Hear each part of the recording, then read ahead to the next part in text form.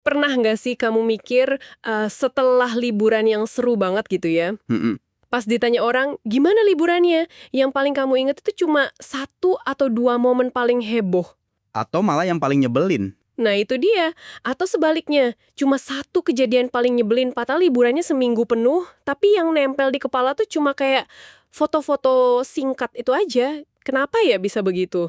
Itu pertanyaan kunci, sebetulnya. Karena ternyata, cara otak kita menyimpan kenangan itu nggak kayak kita merekam video dari awal sampai akhir. Oh bukan kayak roll film gitu ya? Bukan.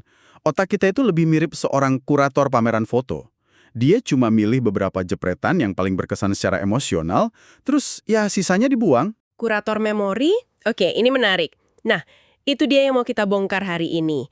Sumber kita adalah buku keren berjudul From Impressed to Obsessed. Misi kita kali ini bukan cuma ngebahas cara bikin pengalaman yang bagus. Bukan cuma itu, tapi menyelami psikologi di baliknya. Gimana orang mengingat sebuah pengalaman. Kita akan fokus ke dua prinsip yang ternyata kuat banget. Sengaja menciptakan puncak dan lembah emosional, dan pentingnya menyelesaikan dengan baik. Betul. Dan ini bukan cuma buat bisnis atau pelanggan loh. Kalau kamu paham cara kerja memori ini, kamu bisa mengubah cara kamu merancang presentasi, memimpin rapat, atau bahkan interaksi sehari-hari. Intinya, kita akan belajar jadi arsitek kenangan, gitu ya. Tepat, arsitek kenangan. Oke, mari kita bedah ini. Konsep pertama yang paling dasar itu aturan puncak akhir atau the peak end rule. Tadi kamu bilang otak kita nggak merekam video. Maksudnya gimana tuh?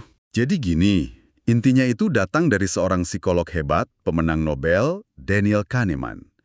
Dia menemukan kalau otak kita itu ternyata sedikit malas. Malas. Malas tapi efisien. Dari sebuah pengalaman panjang, entah itu nonton film 2 jam, atau kunjungan ke dokter selama 45 menit, yang benar-benar kita ingat itu cuma dua hal. Cuma dua? Cuma dua. Satu, momen yang emosinya paling jedar, paling intens, bisa seneng banget, itu kita sebut puncak, atau bisa juga sebel banget, itu lembahnya. Dan yang kedua, gimana pengalaman itu berakhir. Titik. Tunggu, cuma dua itu? Durasi nggak ngaruh? Maksudnya, pengalaman yang 90% biasa aja, tapi puncaknya seru dan akhirnya bagus. Tepat sekali. Itu bisa diingat lebih baik daripada pengalaman yang 100% lumayan tapi datar-datar aja. Betul. Durasi seringkali diabaikan oleh memori kita. Itulah yang disebut bias kognitif. Otak kita ngambil jalan pintas buat menyimpulkan sebuah cerita. Dan jalan pintasnya adalah gimana perasaan saya di momen paling intens dan gimana perasaan saya di akhir. Oke. Biar lebih kebayang, di buku ini ada contoh bagus banget soal peta perjalanan pelanggan di klinik dokter. Coba kita telusuri bareng-bareng. Boleh.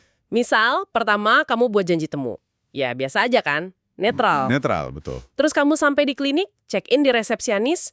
Wah, ternyata tempatnya enak, stafnya super ramah, manggil nama kamu senyumnya tulus, rasanya nyaman banget. Nah ini. Ini dia. Ini puncak emosional positifnya. Nah, setelah itu, kamu disuruh isi formulir yang panjang dan ribet. Mood mulai turun dikit.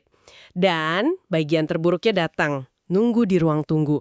Ah, ini bagian paling malesin biasanya. Iya kan? Mungkin nunggunya kelamaan, kursinya nggak nyaman, majalahnya dari tahun kuda. Kamu mulai gelisah, kesel. Ini dia lembah emosionalnya, titik terendah dari seluruh pengalaman itu. Lalu kamu akhirnya dipanggil, diperiksa dokter, semuanya oke, perasaanmu membaik. Selesai diperiksa, kamu ke kasir buat check out dan bayar tagihan. Nggak ada yang suka bayar tagihan kan? Pasti nggak suka. Jadi ini momen yang sedikit negatif. Dan ini adalah akhir dari kunjunganmu. Nah, seminggu kemudian, apa yang paling kamu ingat? Kemungkinan besar yang paling nempel adalah sapaan resepsionis yang hangat itu, si puncak, dan penantian yang bikin mati gaya di ruang tunggu, si lembah. Badan-bagian lain kayak ngisi formulir atau bahkan konsultasi sama dokternya? Bisa jadi kabur, bisa jadi kamu lupa detailnya. Meskipun mungkin konsultasinya sebenarnya baik-baik saja. Ini menarik banget. Berarti kita nggak perlu bikin setiap detik dari sebuah pengalaman itu jadi sempurna. Itu kan mustahil. Mustahil dan boros sumber daya. Kuncinya berarti fokus di titik-titik tertentu aja. Tepat. Ini soal fokus yang strategis. Daripada mencoba meratakan semua gundukan kecil, lebih baik bangun satu gunung yang megah, yaitu puncak positif, dan pastikan kamu menutup lubang jurang yang dalam, yaitu lembah negatif. Karena dua hal itulah yang akan jadi poster kenangan di kepala orang. Betul sekali. Oke, jadi kita harus menciptakan puncak. Tapi gimana caranya? Apa kita harus selalu kasih hadiah mahal atau bikin sesuatu yang wow banget? Saya penasaran apa kata buku ini soal strategi praktisnya. Nah, nggak harus mahal sama sekali. Buku ini ngasih strategi cerdas. Salah satunya disebut sebarkan kesenangan atau spread the pleasure. Contohnya dari Southwest Airlines. Mereka punya fasilitas TV gratis di pesawat. Oke, itu udah bagus. Itu sendiri sudah jadi puncak yang bagus. Tapi mereka nggak berhenti di situ. Oh, gimana lagi? Yang mereka lakukan itu sebelum penerbangan. Sehari sebelumnya, mereka kirim email ke penumpang. Isinya kurang lebih, hey, siap-siap ya, penerbangan Anda besok akan lebih seru karena ada TV gratis. Email ini membangun antisipasi. Kamu jadi membayangkan, wah asik nih besok bisa nonton. Saya ngerti. Jadi satu fitur yang sama, TV gratis, tapi menciptakan dua puncak kenangan. Tepat. Puncak pertama saat baca email dan merasa senang, itu antisipasi. Dan puncak kedua saat di pesawat dan benar-benar menikmatinya. Cerdas banget. Modalnya cuma satu, tapi dampak psikologisnya digandakan. Itulah yang namanya merekayasa kenangan. Kamu meregangkan satu momen positif menjadi beberapa titik sentuh yang menyenangkan. Tapi apa itu nggak beresiko? Gimana kalau penumpang udah seneng banget karena email itu, pas di pesawat ternyata sistem TV-nya rusak? Nah, itu pertanyaan bagus. Bukannya itu malah menciptakan lembah yang lebih dalam karena ekspektasi yang udah dibangun tinggi? Tentu saja ada risikonya. Strategi ini menuntut eksekusi yang sempurna. Kalau kamu menjanjikan sebuah puncak, kamu harus memastikan puncak itu benar-benar terjadi. Kalau gagal, kekecewaannya akan 2 kali lipat. Jadi lembahnya jadi makin dalam ya? Betul. Jadi kuncinya adalah, janjikan apa yang bisa kamu tepati dengan andal. Masuk akal. Oke, selain menyebar kesenangan, ada cara lain nggak buat menciptakan puncak yang kuat? Ada. Strategi kedua disebut ciptakan tiang penyangga atau create tentpoles.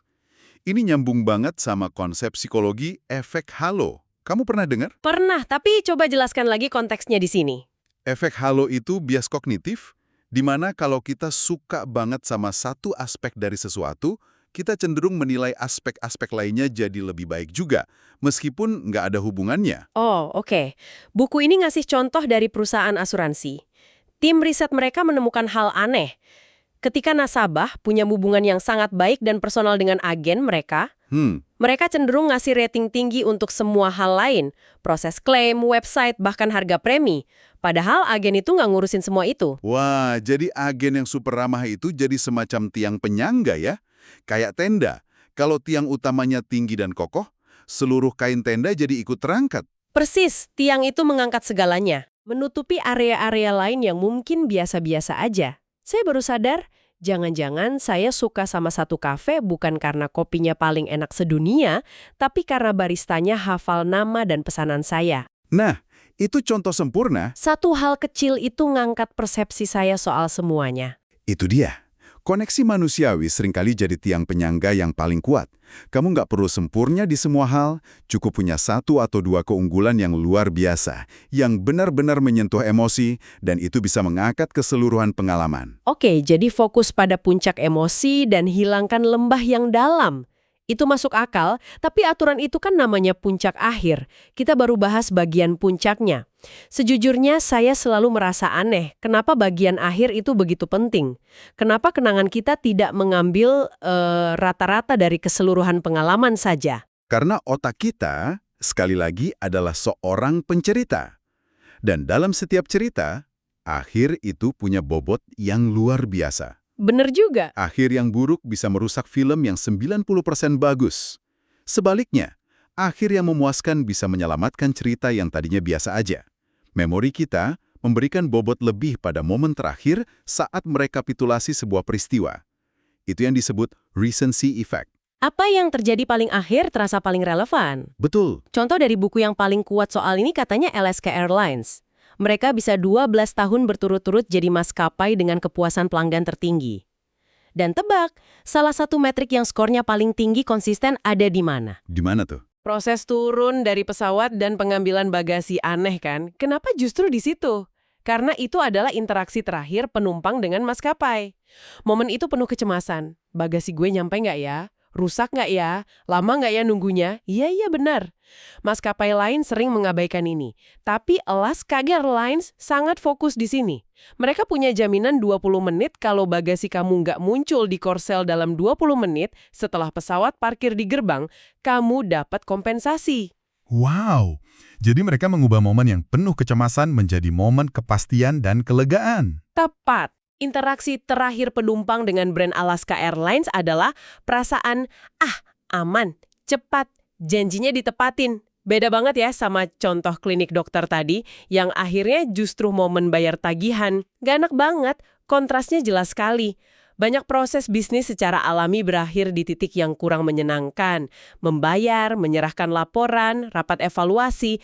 Titik-titik akhir ini berisiko menodai seluruh kenangan, walaupun sebelumnya bagus ya. Betul, sebagus apapun itu. Ini mengingatkan saya pada pengalaman menginap di sebuah hotel. Proses check-in dan kamarnya luar biasa. Tapi saat check-out, antriannya panjang dan stafnya terlihat stres. Jujur saja, yang paling saya ingat sampai sekarang adalah rasa kesal saat menunggu untuk membayar itu. Akhir yang buluk merusak segalanya. Nah, itu dia masalahnya. Terus gimana solusinya kalau akhirnya emang secara alami nggak enak? Kita kan nggak bisa bikin proses bayar jadi menyenangkan. Nggak bisa dihindari. Disinilah ide paling brilian dari buku ini muncul. Jika kamu tidak bisa membuat akhir yang alami itu menjadi menyenangkan, maka ciptakan akhir yang baru. Ciptakan akhir yang baru. Tambahkan satu interaksi positif setelahnya. Kamu menggeser titik akhir dalam memori orang lain. Menggeser titik akhir. Gimana caranya di kasus klinik dokter tadi? Bayangkan skenario ini. Setelah pasien selesai membayar di kasir, momen yang agak negatif itu, tiba-tiba dokternya keluar dari ruangannya. Dia menghampiri pasien, menjabat tangannya, dan berkata, Oh, oke. "Terima kasih banyak sudah berkunjung hari ini, Bu. Ini ada sedikit sampel vitamin untuk menjaga daya tahan tubuh. Sampai jumpa lagi ya." Dokter kemudian mengantar pasien sampai ke pintu. Wah. Oke, saya paham. Tiba-tiba, kenangan terakhir pasien bukanlah soal stroke tagihan, tapi soal gestur perhatian dan kepedulian dari dokternya. Benar. Momen terakhir yang terekam di otaknya adalah senyum sang dokter, bukan angka di mesin kasir. Gila, ini seperti memahat ulang perjalanan emosional ya. Tepat. Kamu secara sengaja memindahkan finish line. Ini memunculkan pertanyaan penting untuk kamu yang mendengarkan. Coba pikirkan proses kerjamu.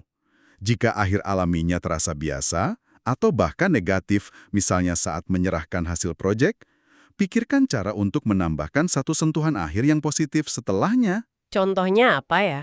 Mungkin sebuah email personal terima kasih ke seluruh tim, atau traktiran kopi kecil-kecilan. Tujuannya cuma satu, memastikan foto terakhir yang diambil otak mereka adalah foto yang bagus. Buku ini juga menyebutkan ide episode bersarang atau nested episodes. Ini maksudnya apa lagi? Terdengar agak rumit. Sebenarnya simple. Artinya, sebuah pengalaman besar, seperti kunjungan ke dokter, itu terdiri dari beberapa episode kecil. Oh, dipecah-pecah gitu. Iya, ada episode buat janji tamu, episode kunjungan, episode terima hasil lab, dan seterusnya. Nah, prinsip puncak akhir ini bisa diterapkan di setiap episode kecil itu. Contohnya gimana? Kita ambil episode membuat janji temu. Episode ini bisa saja berakhir dengan datar, oke, janji Anda sudah dicatat, selesai. Biasa banget. Tapi klinik yang cerdas bisa menyelesaikan dengan baik episode kecil ini. Caranya, setelah telepon ditutup, mereka langsung mengirim email konfirmasi yang super jelas, ramah, dan membantu. Oh, oke. Peta Google Maps, link untuk isi formulir online dari rumah biar nggak repot, bahkan foto staf resepsionis yang akan menyambutmu nanti dengan tulisan Mbak Sarah akan menyambut Anda di meja depan. Jadi bahkan sebelum saya datang, saya sudah merasa disambut. Kenangan saya soal proses buat janji yang biasanya nyebelin, jadi positif. Dan kalau kita menumpuk beberapa episode kecil yang berakhir baik seperti ini, Fondasi untuk pengalaman besar yang positif jadi makin kokoh. ini adalah desain pengalaman pada tingkat mikro ya. Betul, merekayasa setiap interaksi kecil untuk membentuk kesan yang luar biasa pada gambaran besarnya. Oke, rasanya banyak banget yang bisa kita ambil. Jadi, apa artinya semua ini buat kita? Coba kita rangkum poin-poin kuncinya. Pertama, sadari bahwa memori itu selektif. Sangat selektif. Otak kita nggak merekam semuanya, ia hanya fokus pada puncak emosional, lembah emosional, dan momen akhir. Kedua, lupakan kesempurnaan di semua lini. Itu melelahkan dan nggak efisien. Sebaliknya, jadilah strategis. Curahkan energimu untuk sengaja menciptakan puncak-puncak positif yang tak terlupakan. Dan jangan lupa soal lembahnya. Dan lakukan apapun untuk menghindari atau setidaknya memitigasi lembah-lembah negatif yang dalam. Dan yang ketiga yang paling sering dilupakan. Akhir dari sebuah pengalaman itu sakral. Pengaruhnya terhadap memori jauh lebih besar dari porsinya. Jadi, selalu usahakan untuk menyelesaikannya dengan baik. Bahkan kalau itu artinya kamu harus menciptakan sebuah momen akhir yang baru. Tepat.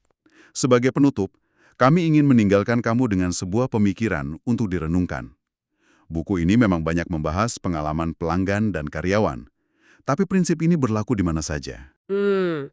Coba deh, pikirkan rapat terakhir yang kamu pimpin atau proyek yang baru saja kamu selesaikan bersama tim. Coba jujur, apa puncaknya? Momen mana yang bikin semua orang merasa, yes? Lalu, apa lembahnya? Momen frustrasi atau kebingungan apa yang terjadi? Dan yang paling penting, bagaimana pengalaman itu berakhir untuk semua orang yang terlibat? Saat laptop ditutup atau saat laporan dikirim, apa perasaan terakhir yang mereka bawa pulang? Apa satu hal kecil yang bisa kamu lakukan lain kali untuk mengubah kenangan akhir dari pengalaman itu menjadi jauh lebih baik?